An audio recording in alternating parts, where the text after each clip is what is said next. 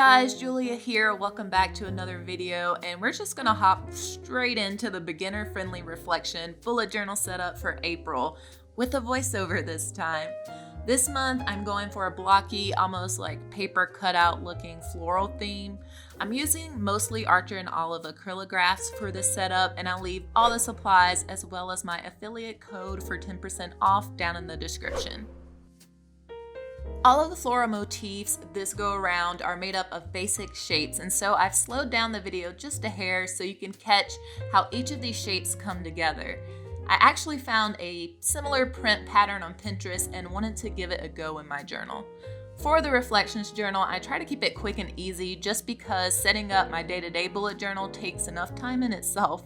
However, I still want this journal to be aesthetically pleasing since it's the last thing I see before I go to sleep. So I'm not sure if you can tell, but I'm doing the outline for most of these in the smaller 0.7mm acrylograph, and then I'm coloring those shapes in with the thicker 3mm tip. I'll be going back over some of these with another layer since sometimes that initial ink flow isn't ideal. But yeah, overall, I love that solid coverage that these pens give.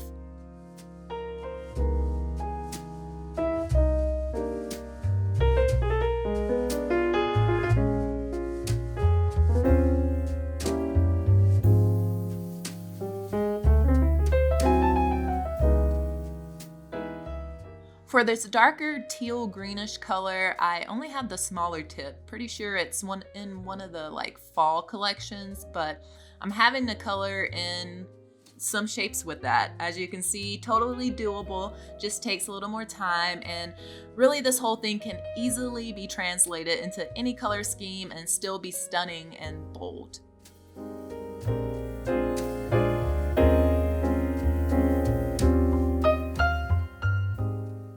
For the lettering, I kept it pretty simple as well. I'm not 100% sold on my choices here. I actually still may cover it with some craft paper or something and just do some script over top, but for now, it is what it is. I still think overall this page has a classy springtime vibe. I really don't shoot for perfection, especially with this journal. It's more just a fun one that I happen to film, and I hope you guys can get some ideas for a spare journal or for your day-to-day bullet journal themes. But the next page is the intentions page, and I'm remembering to put my mood tracker in this time around. I decided to make the key a one color symbol situation since, again, this journal is on my nightstand and I usually only have one gel pen over there along with it. So doing it this way, I don't have to hunt down different colors for different moods or anything like that. It just made sense. And it just really made sense to move my whole mood tracker into this journal so I could better see my overall mood for the day right beside my thoughts.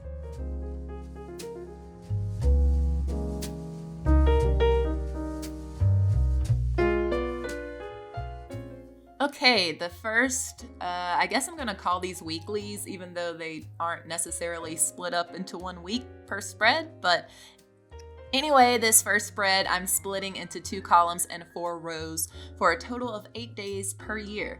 If you don't know how I use this journal, I write in a few lines each day for the year, and then I'll flip back through and do it all over again next year and be able to get an interesting side-by-side comparison of my mood, what was going on, what I was feeling, and I don't know, things just seem to be changing and moving so much in my physical space and also in my mental space that it'll just be neat to have an eye on that type of stuff since I don't really do any heavy writing in my day-to-day bullet journal most of the time. Switching up the layout for the next spread, and I really do love these horizontal spreads for this journal especially. And I decided to bust out this lovely Kyoto Waves washi just as a subtle little pattern element. But as we go on, you're gonna see how I started to get a little wild with it. But for this spread, I simply laid it out near the spine, and then on the other side, I'm working in those same paper floral motifs down the page.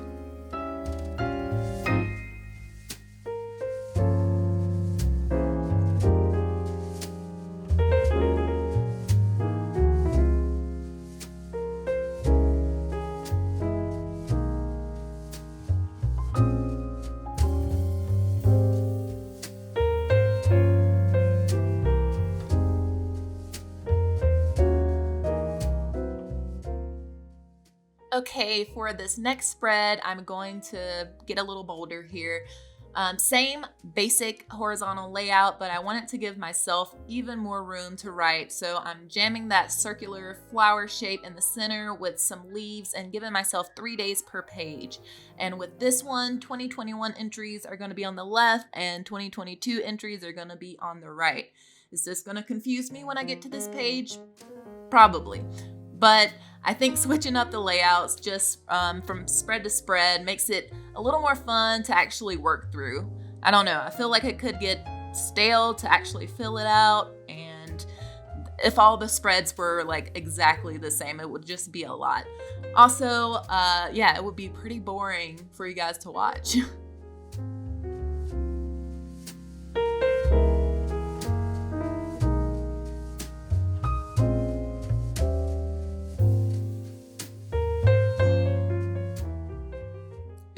Also popped in a little white and silver foil washi tape down there as a little accent as well.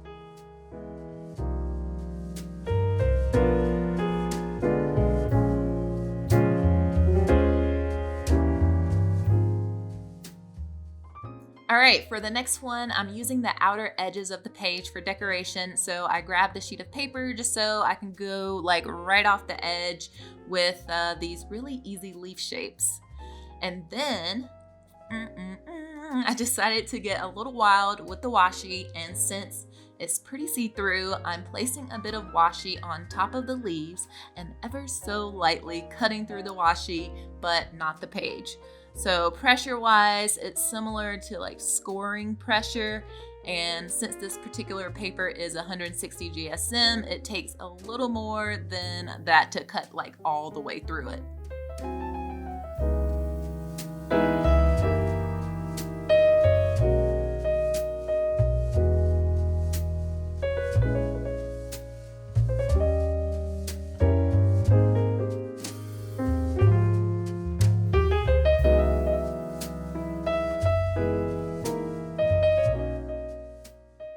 And if you're wondering why some of these areas aren't the same size, it's because I didn't measure them. Simple as that.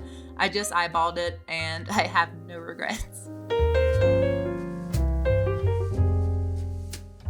For this last weekly-ish spread, I'm doing sort of the opposite. So first I'm laying down more of those leaf shapes all along the center spine and all the greens and teals from this theme, and getting everything all squared away as far as the writing space and the mood blocks.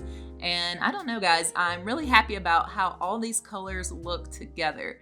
You cannot ever go wrong with like a monochromatic color story. It's just chef's kiss.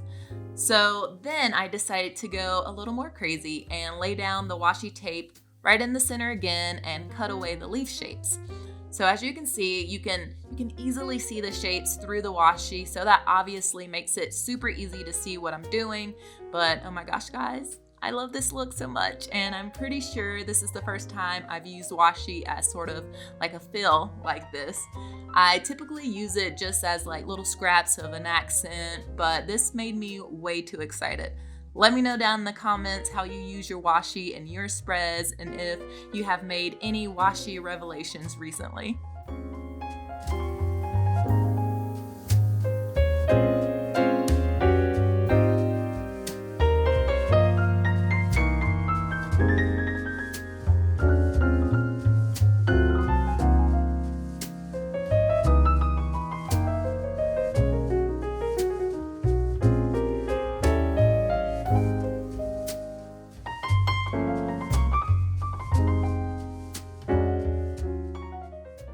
This last spread is a quick setup, and it'll be for highlights and memories, and I didn't break it up into 4 sections like I've been doing the last couple of months.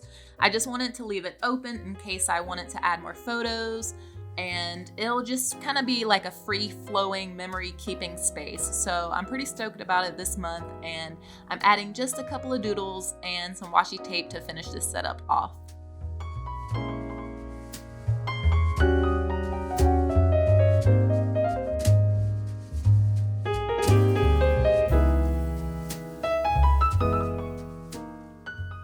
Before we get into the final flip through of this month's spreads, I want to invite you guys to give this video a like and a thumbs up if you've enjoyed it, and subscribe to the channel if you want to see more creative planning content.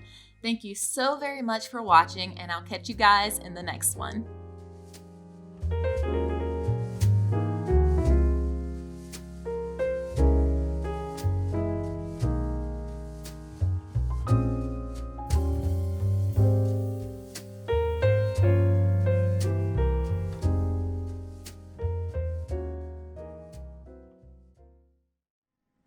And if you like this video, here are a couple more I think you would enjoy.